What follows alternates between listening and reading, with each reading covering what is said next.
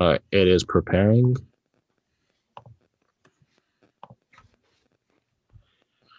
All right, I got the link already.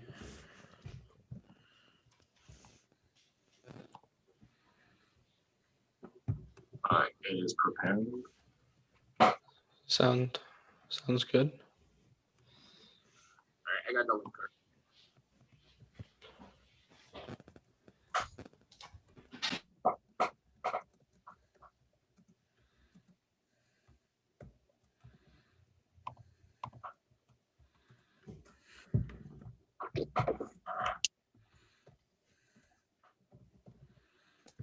We good to go?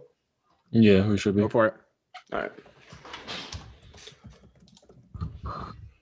And we are live on Backseat Banter. We really appreciate everybody who is tuning in across the globe, live on YouTube or listening on Apple or Spotify or your preferred streaming service.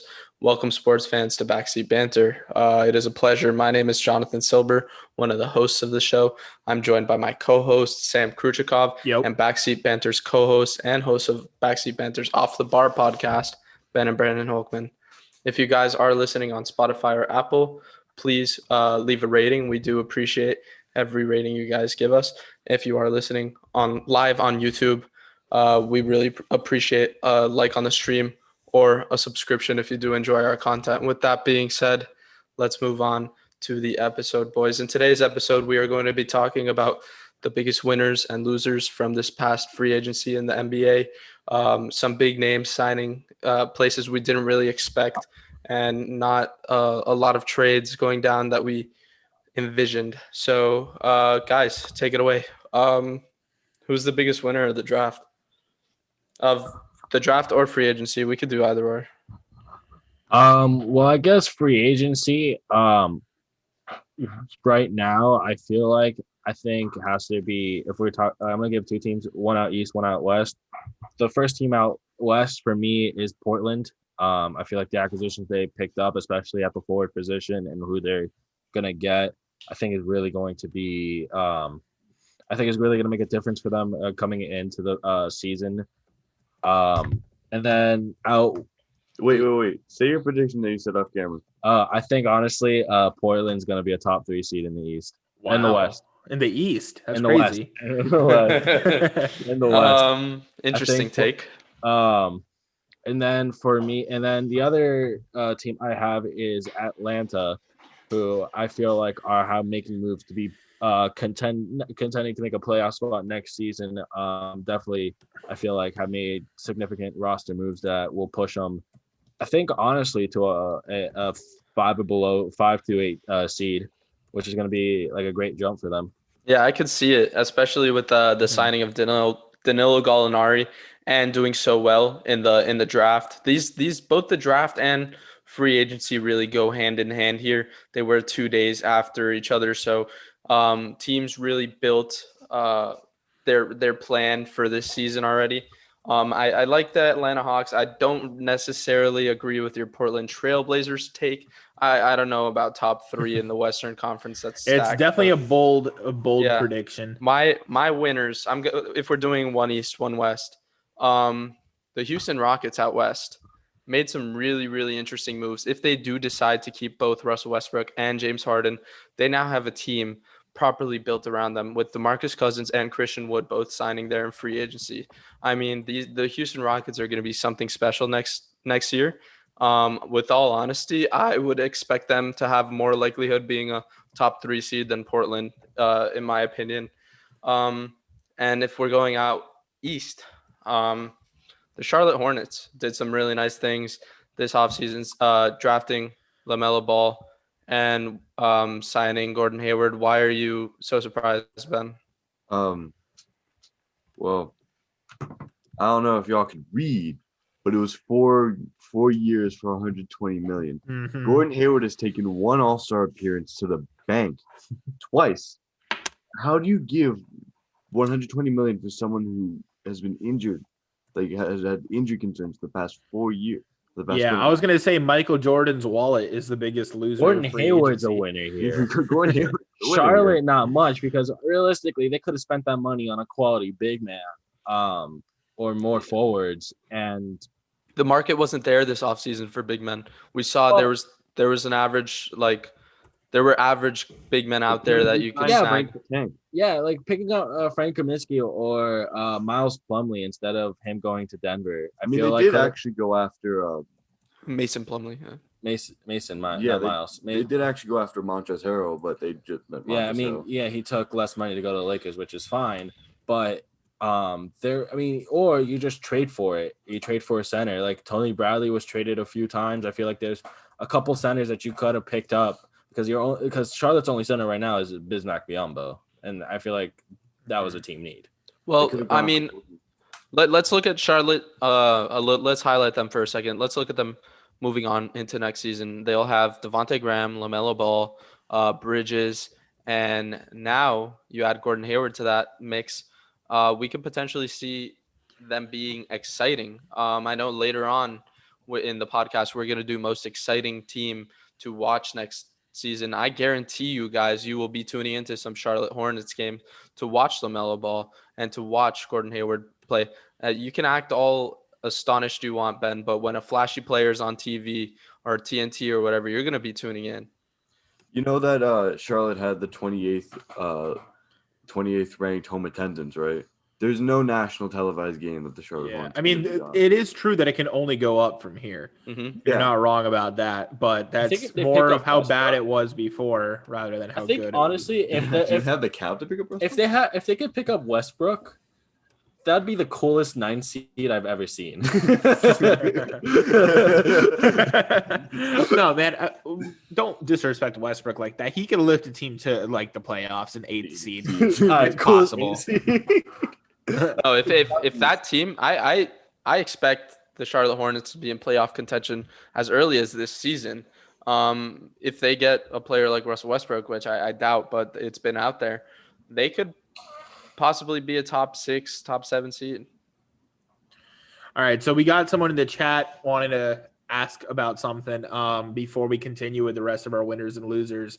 Apparently, Stephen A. Smith has reported. Now, we got to take Stephen A. Smith with a grain of salt. He kind of likes throwing. And this report with a grain of salt, cannot confirm. He likes throwing things at the wall and hoping something sticks. But I don't even see it. I'm not gonna lie. Yeah, if this is true, this is still an interesting hypothetical, even if it's not true, to discuss. Rockets and Wizards agreeing to a deal in principle that sends Harden to the Wizards and John Wall, Troy Brown, Mo Wagner, Thomas Bryant, and 4 firsts to the Rockets. I have not seen this at all. I would have broken the internet seen already. this. If this is true, it could definitely, like you said, break the internet. I have not seen this, but if that happens, it will instantly slot the Wizards in as the biggest winners of free agency. So we'll keep you guys posted if we see that anywhere on Twitter. It's not real until Woj or Sham says it, right? Yeah. Well, with that being said, let's go and discuss the Houston Rockets a little more, which were my winners in free agency. What do you guys think of the big Christian Wood kind of low-key signing, I guess, and the DeMarcus Cousins signing as well? I think the Rockets are incomplete. I can't give them a grade yet because it's incomplete. They still have the 2 big elephants in the room, and that's what are they going to do about Westbrook? What are they going to do about Harden? I'll make a decision about the Rockets after they sort those issues out, because if they can convince those guys to look past their differences, say, hey, look, we improved our team. We got a coveted free agent in Christian Wood. We got a great big man who, if he can come back at 80% full strength, that we could be a force in this league. I think that would be a fantastic free agency. Now, it is, can those moves be enough to convince James Harden to stay? Can those moves be enough to really turn that team around and keep them going in the right direction rather than falling apart? Because, last time we got on this podcast, we started talking about how the Rockets are falling apart. So let's hold our horses a little bit. But if they do manage to keep those guys around or flip them for equally good pieces, then they had a great free agency so far. What do you guys think, Ben and Brennan? Didn't Christian Wood, didn't he renegotiate like it was like a 3-year, like $20 million deal. Then it was like $41 million. It's like something like that. Mhm. But picking up Boogie, that's big, especially if he can get back to his all-star level form. I know he hasn't played for like a year and a half. Like I don't know if he played a game for the Lakers. So He tore his ACL before. yeah, that. so I don't think he's played a game since the 2019 finals. Mhm. So he hasn't played a game for about a year or so. So it's going to be interesting to see if he can be able to come back and be the DeMarcus Cousins that we've seen in New Orleans before the Achilles and in Sacramento. Sacramento, of course. The big thing I think here is the fact that I think they really should have tried to push, and maybe the cap wouldn't have worked out to maybe sign Christian Wood, but maybe figured out a way to keep Robert Covington. Mhm. Because I feel like he was going to be a great asset to keep as a 3-and-D guy, because that's really important nowadays. And so if you can get a starting lineup of Russ, Harden, PJ Tucker, Robert Covington, and Cousins or Wood, I feel like that would have been a dominant starting five. But to go against that, now having Wood and Cousins rather than Covington, I just feel like that's kind of an upgrade, especially with upside as well, because now that you're moving on potentially from James Harden or Russell Westbrook, you have one of those like cornerstone guys that can help your build culture and build your franchise up I if you don't do think decide to DeMarcus would rebuild. have signed in Houston if he didn't like talk to Westbrook or Harden first and Mhm. say like, "Hey, are you guys actually serious about leaving?" Because I don't think he wants to be in a place where they would really consider. You didn't know Moving away you from the don't know the Suns. market situation. You don't know how many teams were really trying to actively sign DeMarcus Cousins. I know reports said that there was a market. We don't know what that was exactly, but if Right. he had options, I do agree with you that he could have had I some know, like in the insight. past, Miami did express interest in the bubble. Yeah. Like I Mhm. think before the bubble started, or right There as were the a few started. teams that were looking to get him. I think there's a lot of teams that would love to have his services. I like how you mentioned Miami. If any of you guys don't know already, we are big Miami fans, so we've been following the moves they made. They haven't been big splashy moves, at least not yet. But let's talk about that because someone in the chat said Miami should have kept Crowder. And I kind of agree, but what Jay Crowder wanted was a multi-year deal, and every single deal the Miami Heat have made have been 1+1 deals. So a 1-year contract with a team option. So that goes for Goran, that goes for Myers Leonard, and that also goes for their new addition. So that goes for Avery Bradley, that goes for Mo Harkless, the two-time now Miami Heat player because he was acquired for a minute in that big 4-team deal last year, and now he returns to the Heat to actually probably play a game or two before they ship him off for another All-Star somehow. But I'm okay with what Miami's done so far. It has not been the splashy free agency that maybe some of the Heat fans would have hoped for, but I think it's a very solid team. Pat Riley said, let's run it back for a year. We have more than enough cap space to convince a guy to join our team. Mhm. And I think the Bucks have done a lot, but I don't know if they've done enough to convince Giannis that they're the franchise that's going to take him over the top. They've made a few really questionable decisions in terms of managing their finances. And Andy Ellisberg is going to be all over that if he gets a meeting with Giannis. I think the big thing with Giannis is the fact that you saw like how they were potentially had a great starting five. I mean, no Mhm. bench, but a great starting five in Drew Holiday, Middleton, him, Bogdan, and Brooke Lopez. Brooke Lopez. Brooke Lopez. But then obviously the Bogdanovich trade fell apart. Mhm. Obviously that kind of, exacerbated. The league was going to look into tampering about the Drew Holiday trade. So that, I mean, I don't know if anything's going on with that. I think the trade's officially gone through. So I think that's all good. Yeah. They lost Wesley Matthews to the Lakers, who was, I think, a key piece for them. Mhm. A good two-guard that stretched the floor and play some good perimeter defense. You also lost George Hill in that trade, which was like a good veteran point guard coming off the bench or even starting at times over Bledsoe. So, I mean, I don't know. And I don't think the moves that they made now are Mhm. anything too spectacular. Like I don't think they've done anything to really Yeah. pop out and say, "Hey, Giannis, this is what we did." Like, I mean, they definitely did upgrade at point guard by being able to trade for a guy like Drew Holiday. I mean, for going from Eric Bledsoe to Drew Holiday is basically just getting a one-up, like a Mario little green mushroom. You get an extra life. No, but on a serious note, let's get into the real winners. But before we do that, if you guys are watching live on YouTube and you are enjoying this little live segment from Backseat Banter, we really appreciate a subscription and a like on the stream. It helps us out a lot. All right, so let's move on to the obvious winner, in my opinion, the Los Angeles Lakers, who went from a super team to a super team 2.0 on steroids. I mean, Yikes. These guys really, really won the offseason. There's no question about it. I mean, you get players like Montrezl Harrell, you get Dennis Schroeder, just some of the headliner names coming to Los Angeles, but they also, I mean, Marc Gasol, that was surprising to me. So yeah, I think Brandon was sold on him going to Barcelona until last minute. He decided to switch it up and said, I'll go play for a championship. Sworn I saw that report that Marc Gasol was. No, he was committed to going overseas to play basketball, but I think he got an offer he couldn't refuse to go back to the NBA, to go to the team that drafted him and try to redeem himself in LA. Yeah. But who wouldn't want to be on that team right now, competing for another championship? They got that championship window and it's going to close very quickly, so they got to take advantage of it while they have it, and they got at least another 3 years of sheer dominance where they are going to steamroll past everyone in the NBA. There will be teams that put up a fight. We saw Miami won 2 games off of them. Brooklyn's going to be a tough out for them, and same with some of the other teams out west, but they got another few years where they're the clear favorite, and they just got better. Yeah, I think adding not only you're re-signing KCP, you're adding Schroeder, you're adding Montrezl Harrell, you're adding Markieff Morris. I feel like what they've done. I mean, they lost Rondo, which I think is going to hurt them a little. Rondo and Avery Bradley, which is going to hurt them on the perimeter a little bit, perimeter defense. But they picked up Schroeder, who's a great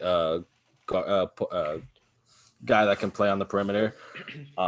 So I feel like that was one of the moves. I wouldn't be surprised if they make another move to pick up another veteran or another all-star level player. I know there were reports that DeMar DeRozan potentially, so maybe flipping him for Kuzma. I don't know if the cap will work out, but maybe flipping him for Kuzma. But could be one of the deepest super teams we've seen in NBA history, really. I know we saw the Warriors a few years back with the strength in numbers, and we all know how that went out. But this could be one of those dynasty teams, really, when you go back and look at it in the future, if they do develop this properly. I mean, are they not the title favorites after free agency? Were they even the title favorites before it? Probably to both. I mean, the Lakers, well, you guys put it the best. The rich keep getting richer. And that's a phrase we use often on this podcast. But, I mean, when you think about it, there's no better winner than the Los Angeles Lakers. Yeah, and even look at the fact of Anthony Davis is looking at Giannis' situation to see what he's going to do what Giannis is going to do if he's going to sign the Supermax or not soon. Because if he does, then Anthony Davis will probably go ahead and sign a big contract. But if he doesn't, then it's going to look like then Anthony Davis might sign a one-on-one and see what they can do for Giannis. I mean, this is just, one of LeBron's greatest assets is his ability to his ability to attract veterans who want a ring. And I know Gasol already won one, but I mean that's a big pickup. It's huge. Yeah.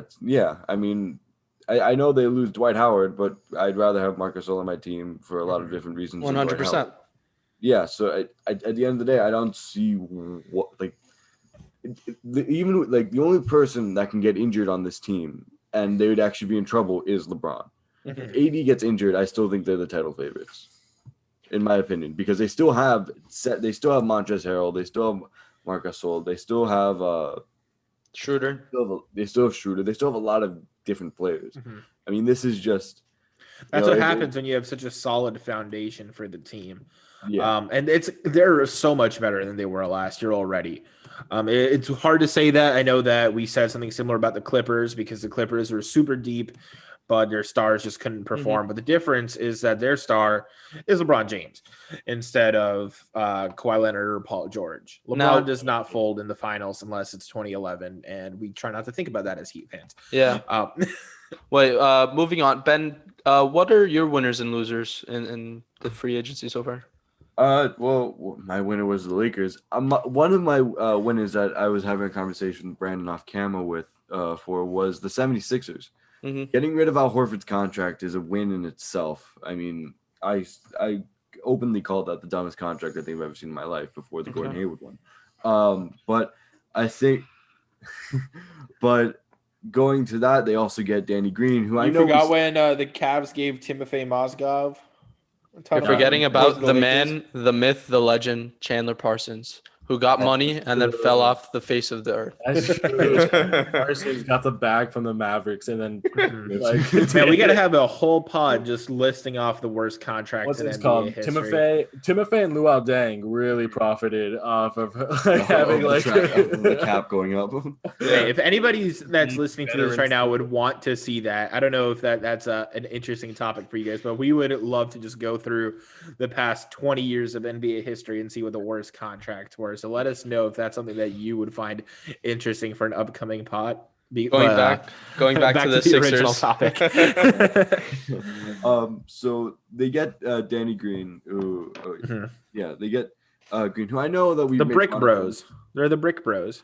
That we've slacked off, but he's a streaky shooter. Sometimes he makes it, sometimes he misses it.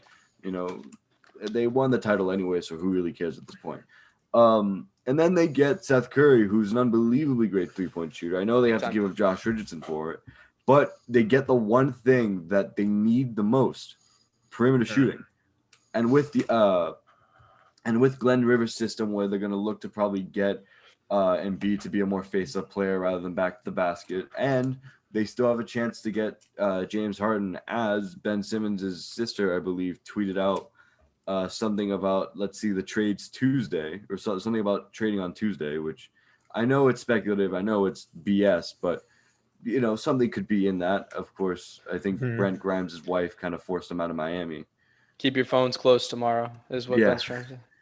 So I think there's, I know that, and they actually get a point guard in Maxey, I believe. So that was a great pickup at number 21 in the draft. That's a steal right there. I think really they've built. I mean, Daryl Morey. You know, someone joked that it took like 6 years to find a perfect team in Philadelphia.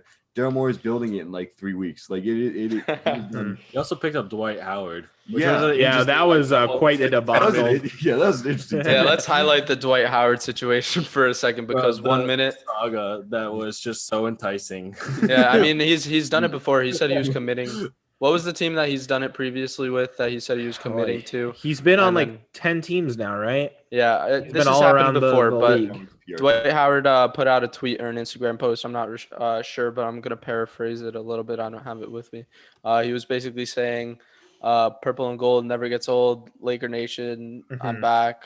I'm back home, or where I belong. 5 minutes later, he deletes the tweet, and then you see him sign with the Philadelphia 76ers a little bit after. So that was probably one of the funniest segments we've probably had this offseason. But I do agree with you, Brandon and Ben, that Dwight Howard signing is a little kind of beneficial for the 76ers, especially with what they're building, and potentially pairing Embiid and him on the floor at the same time. I don't really know how that's going to work. But any likely other winners? Won't. Yeah, they likely would play Howard off the bench and let Embiid have a little bit more rest, because one thing we've seen with Embiid is he gets played off the court just because of stamina. He plays really hard when he does play, but he can't stay out on the floor for super long stretches at a time. That's one thing that I remember Jimmy Butler was complaining about, that there were players that could not keep up with a 48-minute game. Obviously, Jimmy Butler's standards are very different than anybody else's in the league because that man plays 42 minutes a game and complains that he didn't get the other 6 because he could have done it. Before we move on, we got something in the chat. Someone suggested Lakers should sign Powell to get the Gasol brothers on a team together. That would be cool. That would be pretty cool. Liked a tweet saying that, so Mhm. I think it was more like ceremonial that they like that he signed for one day so he can be on the same team. Mm. Because I don't know if he's ready. I don't know if he's still ready for the NBA. Like He shrunk in size. Man's still like 6'10", 6'11", right? He could Yeah, go but out there and play 2 minutes a game. All right. I know we haven't talked about this team yet. There's 2 teams I want to bring up, but the Phoenix Suns and the Detroit Pistons. Tell me your thoughts on these 2 teams. I know we're gonna have some mixed thoughts when it comes to Detroit because I feel like we're gonna have some differing opinions about that. remember what the Knicks did with all the power forwards? Mhm. It's the same thing but with centers, and they didn't even pick up their good one. Like they didn't even pick up Christian Wood. Now look, they could be Tell us a little bit about their moves, Ben. They seem like they're going through a transition period. They got Plumlee. I don't remember the other one. Surprisingly, they didn't just pick up Hassan Whiteside and say, all right, that's our starting 5. But to be completely honest, they didn't pick up and they didn't really help out their team. Like I know they're not in a position to win, but they still have Blake Griffin. They still have Derrick Rose. Right. I mean, Detroit also picked up guys like, I mean, they weren't terrible signings, but like you said before, Mason Plumlee. There was also the Jeremy Grant signing, which I think was a little bit of an overpay, but given his performance in the bubble and just general throughout the season, the fact that 3-and-D guys are getting paid this offseason, I think it was expected that he was going to get that much. I think the other thing is the fact that they also signed Jahlil Okafor to a 2-year deal, I believe. Oh, I'm sorry to interrupt. We just got a slightly breaking news. As part of the trade, New Orleans has signed Steven Adams to a 2-year, $35 million extension. Yep. New Orleans. We can highlight them for a second. We'll highlight those in a minute. Just wanted to let you know because I just got the notification from Woj that they have extended him. So it's not just a 1-year rental to, ship him off and free salary cap space. They do want him there at least for the foreseeable future. Yeah. Bless you, Brandon. But continuing it with the Pistons, I feel like they might have not won free agency, but they kind of won draft night. Don't you guys get that vibe? What do you guys think? That's fair. And who did they pick? They picked up Sadiq Bey, right? Mm-hmm. They picked up Isaiah Stewart. They also picked up Killian Hayes. Mm-hmm. In the first round. I mean, those 3 picks right there. No, those are solid picks. But then you add the fact that you also have multiple centers that you just. Well, what I think right there, what I think happened right there, is that the contracts that they signed in, they match Blake Griffin's contract. Right. Yeah. So we could potentially see Blake Griffin on the move, maybe to a team that wants to take a contract in. We don't really know the situation or the market for a player like Blake Griffin right now, but I can't assume that it would be the best, knowing that his injury history and his ability to fit in this era of NBA. I know we've seen his game shift a little bit to more perimeter play. He's been on the wing quite often. Yeah. Mm-hmm. Well, you see, chat says Knicks getting rid of their 10 million power forwards is a W.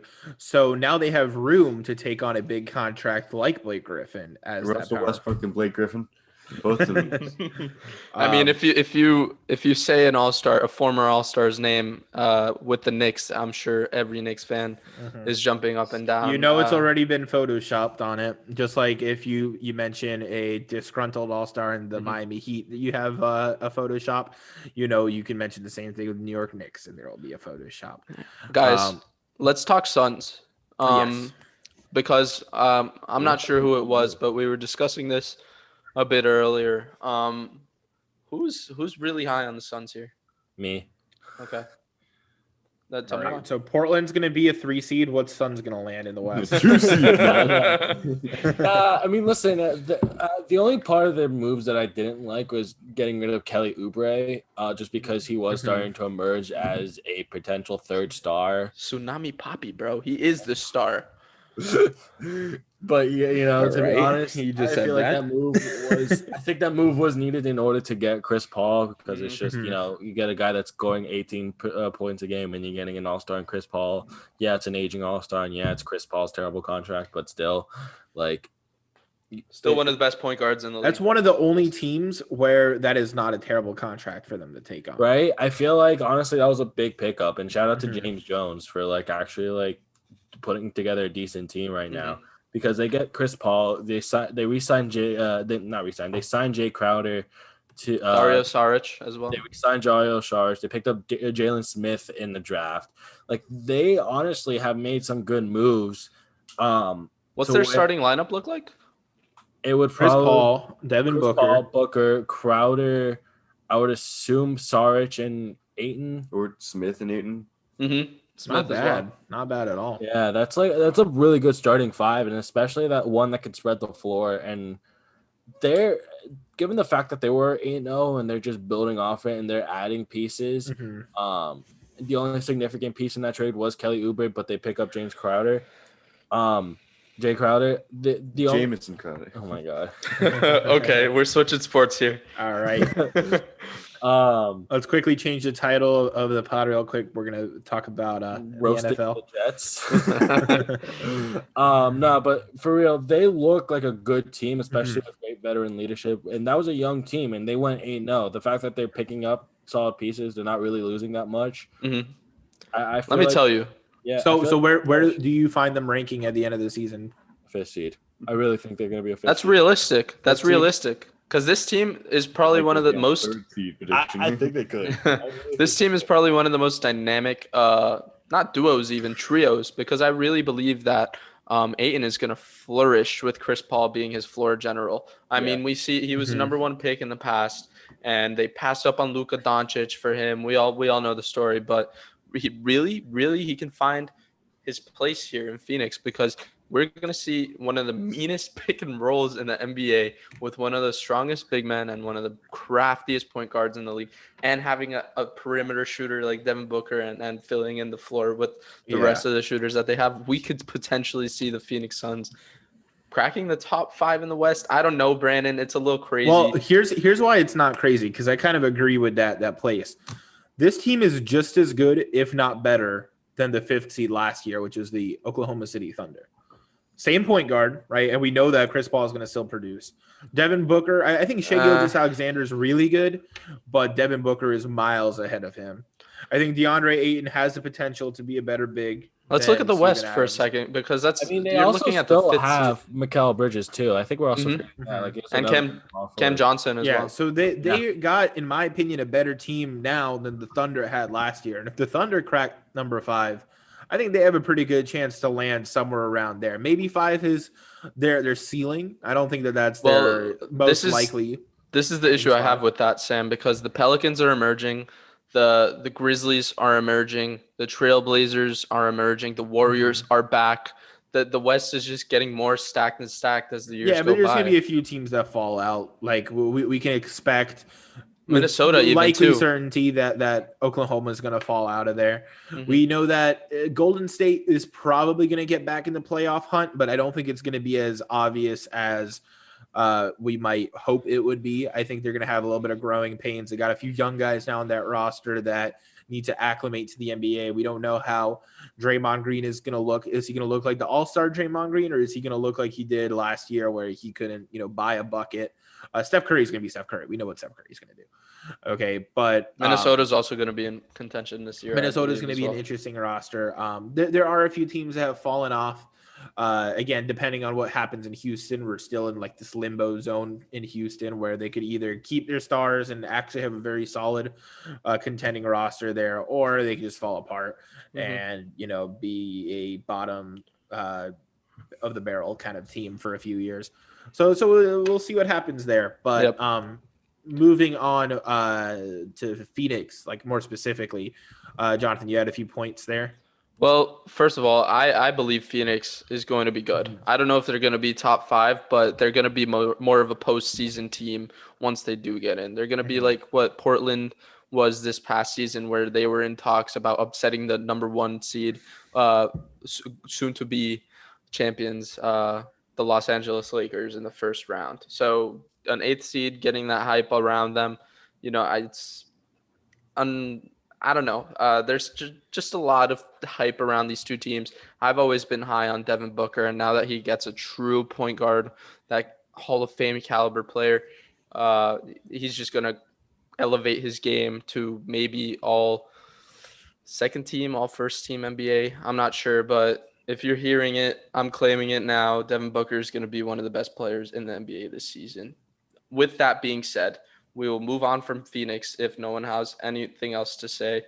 I really wanted to hear your takes on the Clippers and I've got Celtics. a question. Go ahead. So you're not considering Devin Booker to be one of the best players in the NBA now? No, I am. I've been saying that for the past 5 years, 3 years. Oh, you're just saying like more widely accepted now. Yeah, he's going to elevate his game so that the whole world notices rather than just me, and I get hated for it in some of my group chats. All right, yeah. That was it then. Yeah, moving on to the Clippers and the Celtics. This is probably going to be a little harsh because these two teams made some questionable moves this offseason. What do you guys think? Let's start with the Clippers. What did they do wrong? Marcus Morris for $64 million. That's what they did. I mean, look, he's a good role player, but $64 million over 4 years is way too much money for him. Mhm. You know, the Morris brothers actually hold a checking account together, and one brought home a $64 million, and the other brought home a minimum contract, which I find to be kind of funny. But Yeah. I think it's just way too much money for a role player. I know they end up getting Serge Ibaka, which I don't know if it's a perfect fit for, and it's not, but I don't know if it's a perfect switch for Montrezl Harrell, but it's a good pickup. I mean, It's a replacement. That's what it is. I kind of like the pickup too. I'll jump in a second. Continue what you were saying. No, I'm not saying I don't like the pickup. I'm just saying like I don't know if it's a perfect replacement for the high energy. Of course, he won that award. The high energy play of Montrezl Harrell, and then they get Luke Kennard as well. Mm-hmm. So they gave up a lot for Luke Kennard. Yeah, as well. So they made some moves. Maybe they gave up Landry Shamet, which was interesting. Maybe it's just Tyronn Lue being like, okay, this is the team I want to build now. But I don't know. It just seems like a very weird. It seems like a very weird kind of situation that they have going on because they did just lose. I mean, they did just lose one of their best players to their city rival. So. Yeah, I mean, when you look at the matchups, when you look at those matchups down in the playoffs, potentially you're going to see Montrezl Harrell suited up in purple and gold against his former team, the Los Angeles Clippers. It's just so weird to think about. I can't believe the Clippers let him walk really to the same stadium. It doesn't make sense. They didn't really let him go anywhere. Mm-hmm. He stayed in the same place.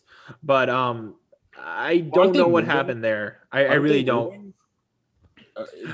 Maybe at a certain point, but I don't think they're moving yet. Not like to a different state. I think like Ballmer said they were moving to a different state. They bought the Coliseum, I believe. Yeah, and they're going to do things, but I'm not sure. I'm not sure this season they'll. It's not happening anytime soon, especially. No, I know that, but I'm just saying that's going on. You bought a stadium. I know they're moving.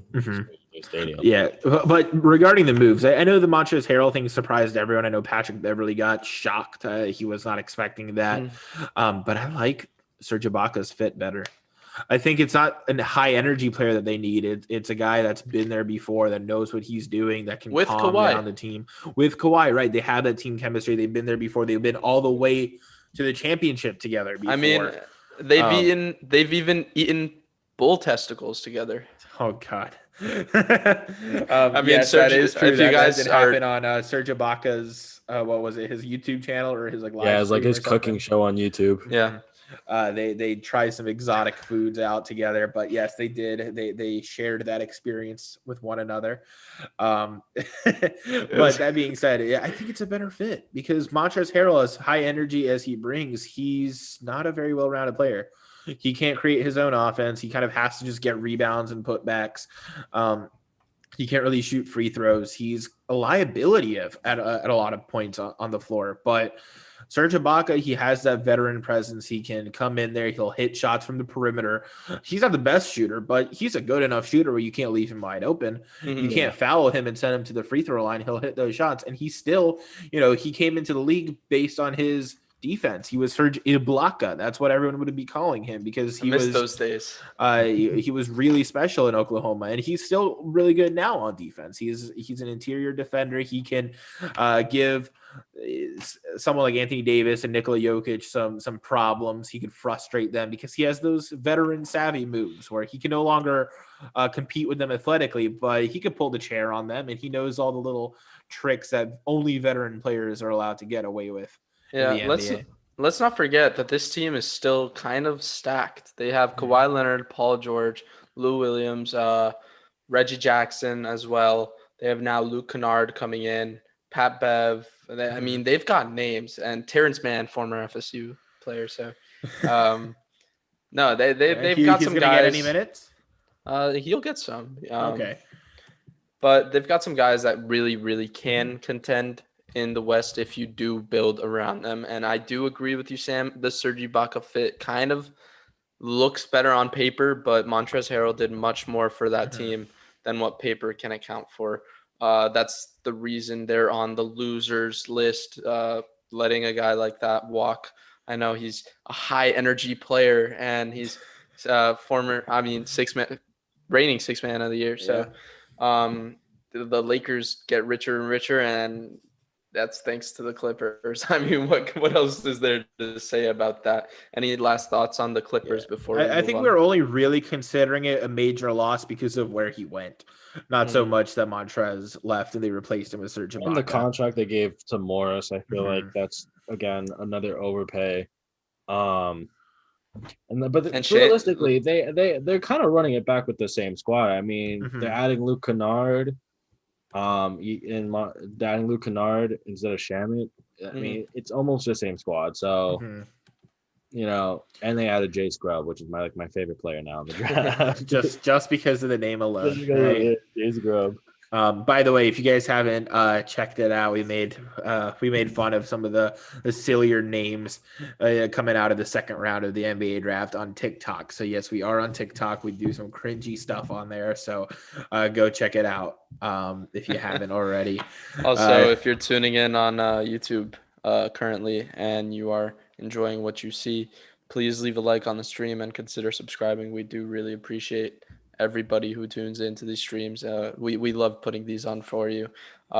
Moving on, rather than teams, guys, who is your best winner as a player so far? Gordon Hayward. That was quick. Whoever his agent is, has to be, took advantage of a great situation and just was like, hey, you guys are going to waive Nick Batum or get rid of him somehow. Just give me that money. Even though the situation kind of smells like Nick Batum and what his situation was going into signing with re-signing with the Hornets, and which was, again, a massive overpay. And it's just whatever. They really learned nothing. They learned nothing from the Nick Batum situation. Nothing but sign the dotted line and then play the Indiana Pacers. That man is playing 4D checkers right now. 4D. Yep. Yeah. The Hornets. Listen, they did well in the draft. LaMelo Ball fell into their lap. He is the guy I think that Michael Jordan really wanted. I know he was throwing around Wiseman a lot, but I think they got Vernon Carey as well. Yep, they got Vernon Carey. But one of Brandon's favorite players in the draft. Yeah. But it's the big question mark now is, will Gordon Hayward live up to that money? That might have been the money he would demand before his injury when he was, performing in Utah. But ever since then, he has not been the same player. In Boston, he did not perform the way that the Celtics fans would have hoped, especially in the playoffs. He did not come up big. When the lights were the brightest, he could not hit a shot for his life. He actually ended up getting benched at a certain point against the Miami Heat in that series. So some questionable decision making there, in my opinion.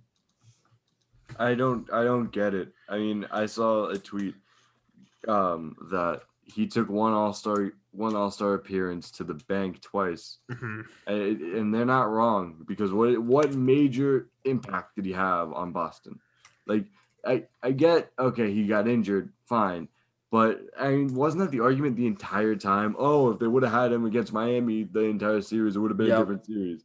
But then when he came back, he didn't do much. And you don't pay a guy who has so many injuries $120 million. You know, at least when Miami paid Jimmy Butler, you didn't have that many consistent injuries.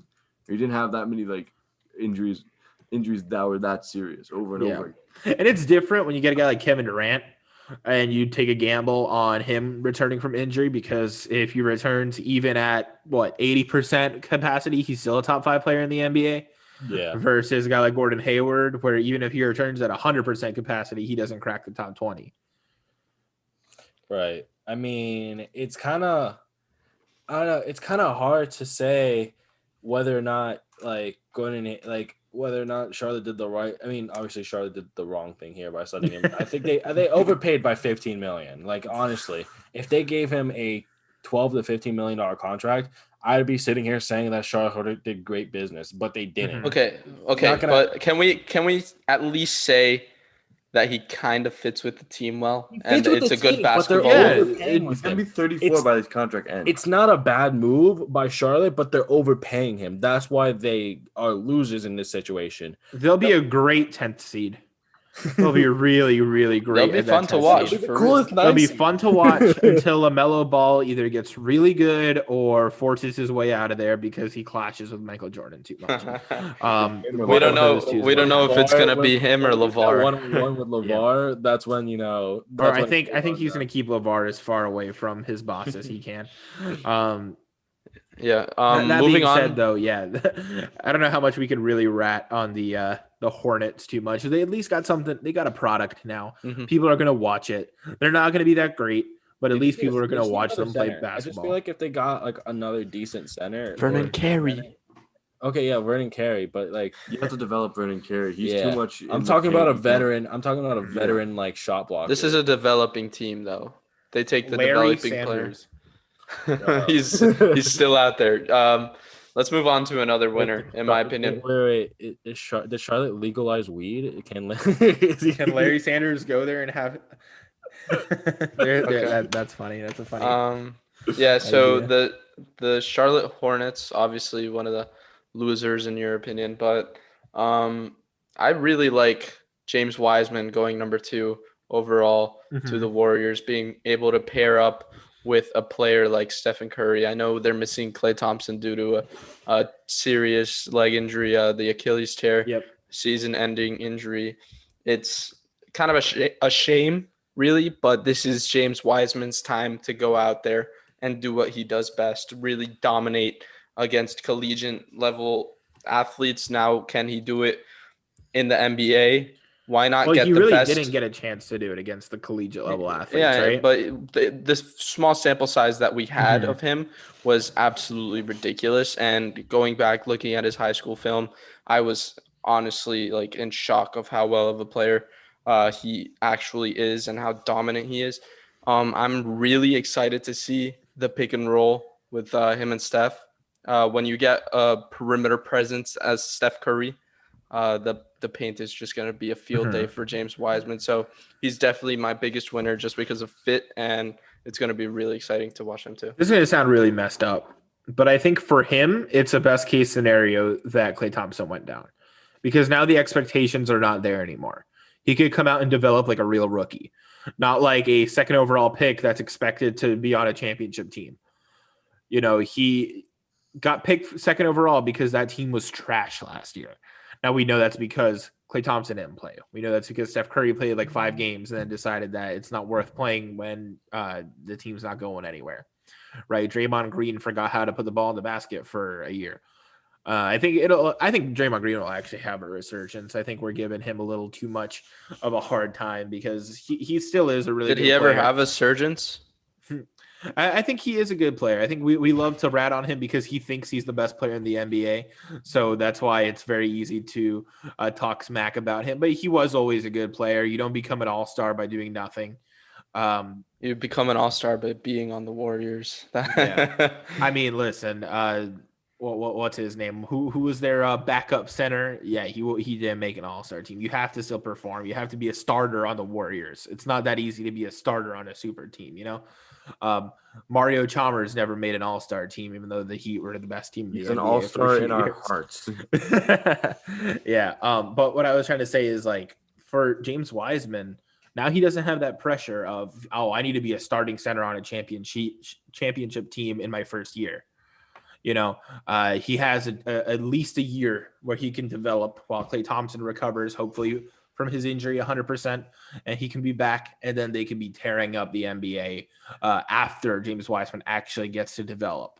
You know, we see rookies are only really successful on that big stage when they're like Tyler Hero, and they can come off the bench and play 20 minutes and then get a rest, and they're not relied on being a number one option or a number two option. They can kind of do their own thing, no pressure. They also picked up Kelly Oubre, which I feel like is going to be a great move now moving forward, especially if they're going to try to get rid of Wiggins and his contract and maybe pick up another player for him that will be more of a better fit for them. I like what they're going for. I think if Klay wasn't injured, I think we could point them as a team that could like contend with the Lakers. I mean, they could, but I think if Klay was there, they could contend with the Lakers. But for me, I like the Warriors, what they've done so far. If maybe if they pick up a couple other pieces, I think they'll be set. But I think this season is kind of just waiting on Klay. Mm-hmm. But just really quickly, I just want to transition to some losers that we do have. I'm gonna go with a player here, and I'm gonna go with the two Washington guards and John Wall and Bradley Beal. The fact that they're still in Washington, and both of them have, and John Wall has pretty much come out and said trade me, or not come out, but he is, he's upset with the reports that they're looking to ship him for Westbrook, and Bradley Beal has always been talked about potentially being on the move. So I feel like those two still being on the roster and them not being able to move on from those two, I think those two are so far losers right now.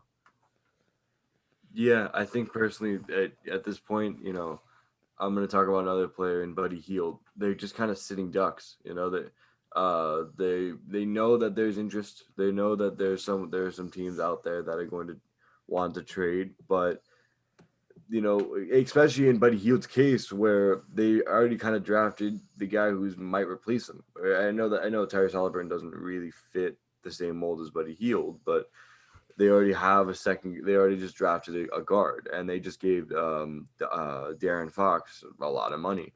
So they know that Buddy Hield's probably not going to be the guy going forward. And to be completely honest, I don't know what is keeping them in Washington other than the fact of, hey, if John Wall comes back, maybe this team is good. But like banking on an injury, banking on a player coming back from injury the same way is risky no matter what. So I think at the end of I think that to them is probably the biggest losers. Maybe if you want to say another loser, it's Hassan Whiteside going from a $96 million contract to no one wants to pick him up. He might have to leave the country and go all the way to Hawaii. Oh gosh.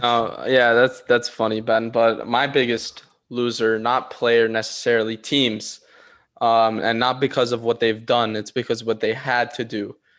Any team who had to sign a sharpshooter this offseason is the biggest loser, in my opinion, because we saw players like Joe Harris, Davis Bertans, and Fred VanVleet. I mean, all good players, but they broke the bank on some of these guys to just keep their shooters on their teams. And really, set the market for the future on what a shooter deserves to get paid in the modern day NBA. So the biggest Yeah. losers, in my opinion, are the teams that had to pay them.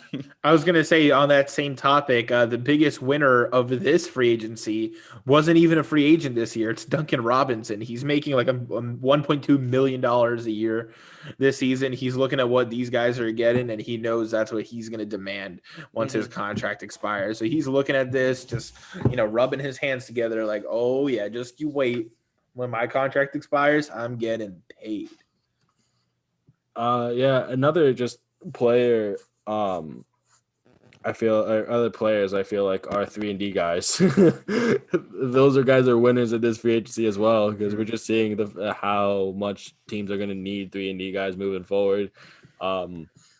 Yeah, those to me are a couple another winners that anyone that's been paid, like Marcus Morris, pretty much getting paid way over what they should get. Mm-hmm. Yeah, I mean, that also could be because of the strength of the free agency class, not too high. Yeah. I have a question because I don't think I've seen any news. Maybe you guys have. Did Andre Drummond end up getting signed anywhere? He opted into his player option with the Cavs. Oh, the player option. Okay, never mind. Yeah. That's why I didn't see too much news about that, because I was wondering, like, stays with the Cavaliers. and they haven't shipped out either of their bigs, Kevin Love or Andre Drummond. Still waiting for them to make a move there to actually improve their team. It's been a while since they've done that. Any other individual player losers that you guys might have? I mean, you could say Bam, but Bam's gonna get paid. I mean, I think it's more so of the kind of looking at what everyone else is getting. Why can't I get that? But they are. I mean, Bam is he seems mature enough to be like, all right, I know my situation. I know the situation here. And Goran even came out saying that we're gonna treat Bam right. Like there's no real worry unless Bam gets injured, like beyond like Dak Prescott style. But I hope, and God forbid that happens, but I think that's. I mean, you could say he's a loser. I don't really know. I don't think there's many individual player losers because it seems just like everyone got paid. Yeah, the players were the big winners of this free agency. But with, on your Bam point, we keep bringing this up, and you can say we're delusional Heat fans or whatever, but I don't care. Maybe we are. Ashley Nicole Moss, bro. Yeah. Bam and Giannis share the same agent. We keep saying this over and over again.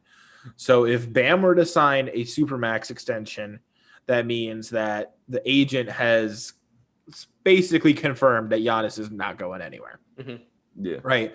So the fact that Bam has not signed it and Giannis has not signed it means that at least the possibility is available for Giannis to go somewhere. That doesn't mean he's going to go to Miami. That could mean he's just going to wait a year to see what Milwaukee does and decide whether he wants to stay there, go to Miami, go to Toronto, go to Golden State even. Although I think Golden State fans need to really temper their expectations because he was so critical of KD for making that move. And if he follows in his footsteps, I don't know what that's going to do to his ego, to the NBA as a whole. But I think the big two contenders to get him would be Toronto or Miami if he doesn't stay in Milwaukee. But I don't know if Bam can be considered a loser yet. Yeah. Because his agent knows what he is doing. Trust me, his agent is on top of it. Yeah, players actually like Jason Tatum, Donovan Mitchell, and De'Aaron Fox got their extensions, which is what is setting the tone for Bam being a loser because the players that are not similar role but similar style of franchise cornerstone guy, Similar young guy level. Yeah. So I mean, for me, all three of those guys are winners. I mean, Jason Tatum, Donovan Mitchell, and De'Aaron Fox. De'Aaron Fox got paid I thought he was going to be on the move actually earlier during the draft actually. Jason Tatum, I mean, one of the most dominant scorers at such a young age in the NBA. We really don't see talent like that. And Donovan Mitchell, who really put on a show last season in the bubble. So 3 winners, obvious no-brainers. This NBA offseason has been fun. It hasn't been as fun as we thought it would be with players like James Harden and Russell Westbrook's names being out there in trade talks, Ben Simmons as well, We got let down a little bit with that. We got let on, but I wasn't disappointed with how things really turned out in the offseason. Yeah, I'm not disappointed, and the great thing is that it's not over yet. There's still a lot of moves left to be made. There's still a lot of players who, like you said, James Harden, Russell Westbrook. Those are two huge name players. James Harden for obvious reasons, and then Russell Westbrook. I feel like we've kind of grown used to him averaging a triple double, but that's still insane and can turn a franchise around in a heartbeat. A team that we've been clowning on, like the Hornets, for example, they get a guy like Russell Westbrook and their fortunes turn around instantly. Do they contend for a championship? No. But do they become a serious team that you got to watch out for when you play them on your schedule? Yeah. Right. So both of those guys are definitely key prizes that some teams might be trying to snatch away from Houston. I do want to talk about Philadelphia just for a second because we've heard of the Splash Bros, but now welcome the Brick Bros, Ben Simmons and Danny Green, possibly one of the worst shooting backcourts in the entire NBA now, unless they finally move Ben Simmons to small forward. What do you guys think about that? Because they do have Seth Curry now. Well, they moved Ben Simmons last season to power forward, and he played the latter half of the season at the power forward position, which is, I feel like they were playing their best basketball. Personally, I don't really like what's going on in Philadelphia right now. I feel like they could have done a little better in the offseason. Dwight Howard, getting rid of Jay Rich. They lost a few key guys that could have really helped them push for a better playoff run. Is get to the playoffs? Yes, they will. Can they get a run under them? I don't know if Ben Simmons and Joel Embiid can provide that under the current circumstances. Who knows? We might get a new culture with new coach Glenn Rivers, but I don't really see Philadelphia being that successful. I have one more loser, actually, and you guys might find this surprising, but I'll give perspective on it after. I'm going to go with Miami as a loser. Not because they did poorly in the offseason, because they didn't make a splash trade, which everybody thought was going to happen. There were talks, Chad Ochocinco saying, I promise you Miami's going to make a move. There's been talks with Bradley Beal. There's been talks with all these players around the NBA to come play with Jimmy Butler and the reigning Eastern Conference champions, Miami Heat. But nothing happened. And I want to make a small correction to what you said, by the way. Not Miami fans, because Miami did exactly what they wanted. Pat Riley got exactly what he wanted. He got players on 1+1 deals. He didn't make any bad decisions. Miami fans were the ones that really were the losers. All right, continue what you were saying, because I think it completely applies to that statement. I don't know about Miami as a team, more like Miami as a fan base. I just felt like they're missing out on that one extra star that could have helped them go and push over the reloaded Los Angeles Lakers. I mean, I was gonna play something that should stop the cap. I mean, I get it, but number one, it isn't over yet. Trades still could happen. Number two, when we signed Goran to a 1-on-1, and then when they signed Myers Leonard to a 1-on-1, you should have known exactly what was going to happen. They're gearing for 2021, and there's no ifs, ands, or buts about it. I mean, it's to think that they're not is. I mean, you must have been living under a rock for the past. I've said this before, Ben. The Miami Heat went to the finals last season. They're not playing only looking at 2021. They believe they have the chance to win it this season as well, and I feel like they should have assembled their roster. If they're not looking at 2021, then why all the 1-on-1 deals? They're looking for both. He wasn't going to sign Jay Crowder because of his master plan. Exactly. They're very dead set what the on. Godfather wants. They have their eyes set on one thing and one thing only, and they have tunnel vision. And I understand Jonathan's criticism of that. We're Heat fans, but we're allowed to be critical of our front office, even though the phrase "in Riley we trust." It's okay to be critical of it. They've shown a very very clear commitment to one direction and one direction only, and that is 2021 free agency. There are going to be a lot of big name players. It's very likely that all of them opt out of their player options, for those that have player options, and a lot of them just enter unrestricted no matter what happens. Giannis is not the only name out there. Kawhi Leonard is out there. Anthony Davis is likely going to sign another 1+1 with Los Angeles and see where he goes there. There's going to be a lot of big name players coming out. Even LeBron James. I don't think he's coming back to Miami, but what a story that would make.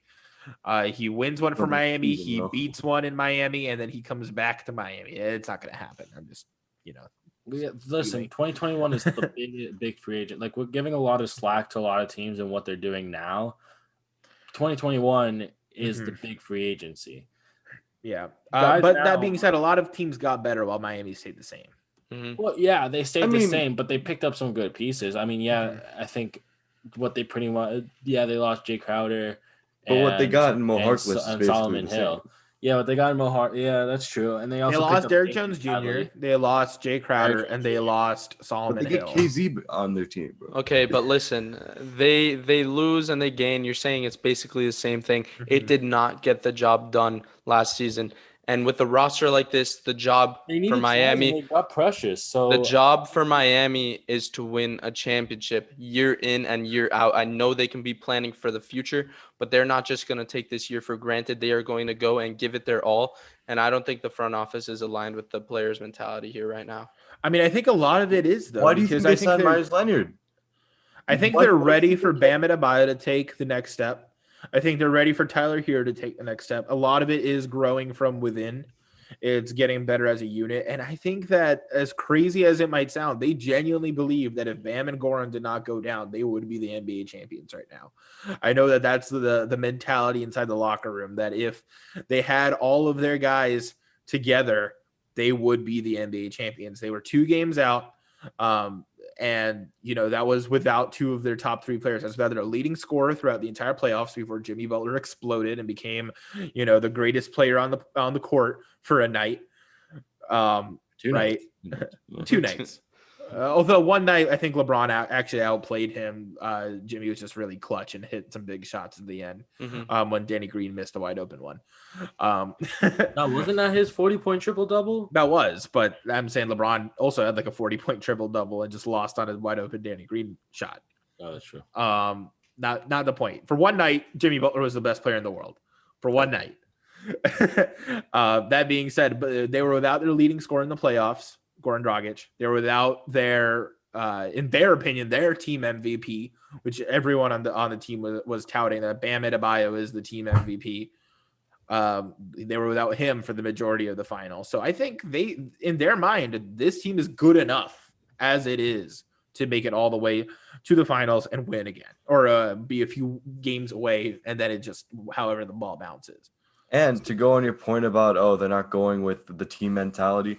Why do you think they re-signed Goran and Myers Leonard?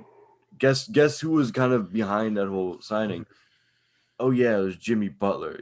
That's why they paid Myers Leonard as much. That's why they paid Goran as much.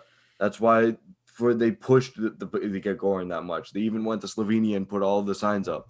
I mean, they put literally all the stops out to get to Goran Dragic because they know that this team with Eric Spoelstra, who is one of the best, if not the best coach, depending if Greg Popovich is still in a job. Greg Popovich is still a coach of the Spurs. I thought he was a free agent. No, he's still a coach of the Spurs. All right, then he's the second best coach in the league. But to be completely honest, like I understand what you're saying, where it doesn't make sense, but they get guard depth, and that means Kendrick Nunn's probably going to get traded, but they get guard depth in defense. One of the it's not enough to beat the Lakers. No, the Lakers that's why better. Look at any other team and say, that's enough to beat the Lakers now, especially. I'm not looking at any other team. I'm looking at the reigning Eastern Conference champions that are running it back with the same squad that only won 2 games in the NBA Finals. When the Lakers reloaded. Yeah, but the Lakers have LeBron, but that's different. The Heat run it back. LeBron, and LeBron has a knack to get veterans on this team. All right, but the point that Jonathan's trying to make, and I can't disagree with the point. The Heat stayed the same. Their competitors in the Western Conference, the ones that they lost to in the finals, got better. I saw a tweet. Someone said that it looks like the Lakers were the team that lost in the NBA finals and the Heat were the ones that won, because those are the kind of moves that they made, right? Usually the losers are the ones that go out and make big splashes, and the winners say, let's just stay the same, run it back. We're going to win 2 years in a row. Right. So I agree on that end. That being said, you look at all their moves and it's so clear what direction they're moving. And they say, we're good enough to compete now. We're going to be so much better next year. And I think they got super lucky with what happened with Bogdan Bogdanovic and the Bucks. They got really lucky there, because when the Bucks traded for Drew Holiday, we weren't live. We were just recording a podcast, but Brandon started freaking out. He thought, oh no, it's over. Any chance of Giannis coming to Miami is over. And then immediately Bogdan Bogdanovic gets traded there. And it was, like panic in South Beach. But then Bogdan's trade fell through. Now it's looking like they overpaid for Pat Connaughton or Dante DiVincenzo, one of those guys. They overpaid for him. Their salary is not looking too hot the next few years. The Bucks front office is looking a little shoddy. And that was the luckiest thing that could have happened to Miami this offseason. It's not their moves. It's that Milwaukee failed to make a clear number one on their end. Yeah. And we know Miami's phone is not silent. We know Miami's going to be on the phone still, even a couple days after, because trade deadline hasn't passed yet by any stretch of the imagination. They're going to be on the phone till February, man. Exactly. There's no reason to get worried now about, they didn't retool or anything. I would have rather had what we had now than go out and pay Gordon Hayward $120 million over 4 years.